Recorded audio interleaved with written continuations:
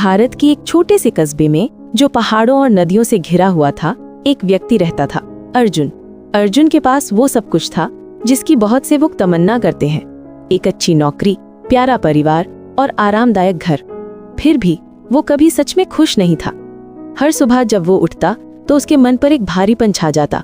वो भविष्य की चिंता करता, बीते हुए कल की शिकायत करता और अपनी जिंदगी की तुलना दूसरों से करता रहता। उसके दोस्त उसकी सफलता की तारीफ करते थे, पर उसके भीतर एक खालीपन था। एक दिन कुछ ऐसा हुआ जिसने अर्जुन की सोच ही बदल दी। सुबह सुबह वो पार्क में टहल रहा था कि उसने एक बूढ़े आदमी को देखा। वो पेड़ के नीचे बैठा मुस्कुरा रहा था। उसके कपड़े सादे थे, जूते पुराने, लेकिन उसके चेहरे पर एक अनोखी शांति और सुकून झलक रहा था। जिज्ञासावश अर्जुन उसके पास गया और बोला, माफ कीजिए बाबा, आप इतने खुश क्यों लग रहे हैं? आपके पास ना तो दौलत दिख रही है, ना कोई खास चीज, फिर भी आप ऐसे मुस्कुरा रहे हैं जैसे पूरी दुनिया आपकी हो। बूढ़ा व्यक्ति हल्के से हंसा और बोला, बेटा, खुशी का ताल्लुक इस बात से नहीं है कि तुम्हारे पास क्या है, बल्कि इस बात से है कि तुम क्या देखने का चुनाव करते हो। अर्जुन चकित हुआ, क्या मतलब आपका? बूढ़े ने जमीन से 3 छोटे पत्थर उठाए और बोले, ये 3 पत्थर 3 तरह के लोगों का प्रतीक हैं। बताओ तुम कौन सा पत्थर हो? पहला पत्थर वहीं पड़ा रहता है, हिलता नहीं, बढ़ता नहीं। ये वे लोग हैं जो हर दिन शिकायत करते हैं पर कोई कदम नहीं उठाते, वे अपनी ही जगह अटके रहते हैं।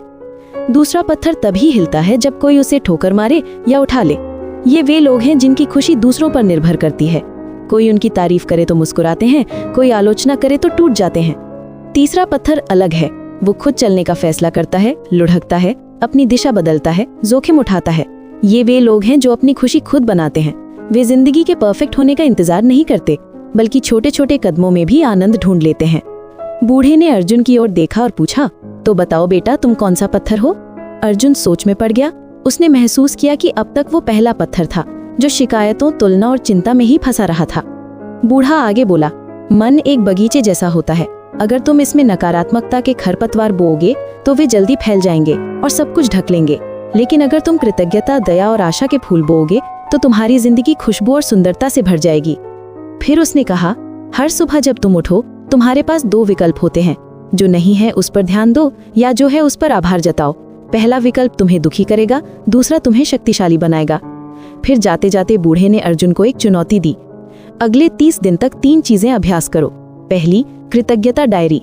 हर सुबह 3 बातें लिखो जिनके लिए तुम आभारी हो, चाहे वे कितनी भी छोटी हों। दूसरी, सकारात्मक कर्म। रोज एक अच्छा काम करो, किसी के लिए या अपने लिए। तीसरी, सकारात्मक दृष्टिकोण। जब भी कुछ बुरा हो खुद से पूछो, मैं इससे क्या सीख सकता हूँ। अगर तुम ये 30 दिन कर गए तो तुम्हारी जिंदगी बदल जाएगी। अर्जुन ने चुनौती स्वीकार कर ली। पहले दिन उसने लिखा, मैं आभारी हूँ कि मेरे पास बिस्तर है, मैं आभारी हूँ कि मेरे पास खाना है। उसे थोड़ा अजीब लगा, लेकिन वो रोज लिखता रहा। 5वें दिन उसने महसूस किया कि वो ज्यादा मुस्कुराने लगा है। मैं आभारी हूँ कि मेरी पत्नी ने चाय बनाई, मैं आभारी हूँ कि मेरे बेटे ने स्कूल जाने से पहले गले लगाया। 10वें दिन तक उसे मजा आने लगा। वो छोटी छोटी खुशियां नोटिस करने लगा जो पहले अनदेखी रह जाती थीं। 20वें दिन उसने कुछ जादुई महसूस किया। उसकी समस्याएं तो वही थीं, लेकिन अब वे उसे परेशान नहीं करती थीं। वो हर स्थिति में अच्छा देखने लगा। किसी ने बुरा कहा तो सोचता, शायद वो खुद किसी परेशानी में होगा। धीरे धीरे अर्जुन बदल गया। उसके सहकर्मी बोले, अब तुम पहले जैसे तनाव में नहीं रहते। परिवार को उसका स्नेह महसूस हुआ और अर्जुन का मन हल्का और शांत हो गया। 30वें दिन वो भागा भागा उसी पार्क पहुंचा। वहीं पेड़ के नीचे वही बूढ़ा बैठा था, मुस्कुराते हुए। अर्जुन बोला, बाबा, आपकी चुनौती ने मेरी जिंदगी बदल दी। मैं हल्का महसूस करता हूँ, खुश हूँ और सकारात्मक हूँ। लेकिन बताइए, क्या ये खुशी हमेशा बनी रह सकती है? आखिर जिंदगी में मुश्किलें तो आती रहेंगी। बूढ़ा मुस्कुराया और बोला, बेटा, खुशी कोई मंजिल नहीं है, ये एक फैसला है जो तुम रोज लेते हो। खुशी तक पहुंचना नहीं होता, उसे जीना होता है। और फिर धीरे से बोला, सबसे खुश लोग वो नहीं होते जिनके पास सब कुछ होता है, बल्कि वो जो भी है उसका सबसे अच्छा बना लेते हैं। जैसे अर्जुन ने किया, वैसे ही हमारे पास भी हर दिन 2 रास्ते होते हैं, शिकायत करने के या आभार जताने के। अगर तुम नकारात्मकता ढूंढोगे तो वो हमेशा मिलेगी, पर अगर सकारात्मकता पर ध्यान दोगे तो तुम्हारा मन चमकेगा और दिल हल्का रहेगा। तो याद रखो, 3 पत्थरों का सबक। अटके मत रहो, दूसरों पर निर्भर मत रहो, वो पत्थर बनो जो खुद आगे बढ़ता है। अपने विचारों के बगीचे में कृतज्ञता के फूल बो और तुम्हारी जिंदगी खुशियों से खिल उठेगी। खुशी का मतलब कभी कभार सकारात्मक होना नहीं, बल्कि बार बार सकारात्मकता चुनना है, जब तक कि वही तुम्हारी स्वाभाविक अवस्था न बन जाए।